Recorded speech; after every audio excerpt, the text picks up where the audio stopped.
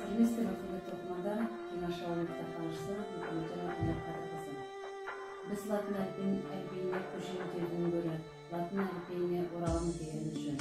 Тарихымызға көз жүгіртсек, ұлы ғалым Ахмет Байтұрсынов осы дәріптен тұратын төте жазусын құрастырып, бұл жазудың өзі бір кездері ұлттық мүддені қорғау жолынан бірқатар тың дүниелерді жарыққа шығарған болатын.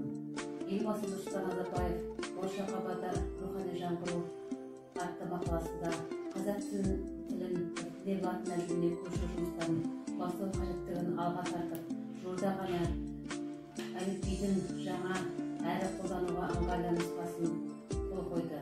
Ал 2018 жылдан бастап жаңа әліпбиді үйретіп, мамандарды даярлап, оқулықтардың латын қарпінде теруге кірісе қажет болады.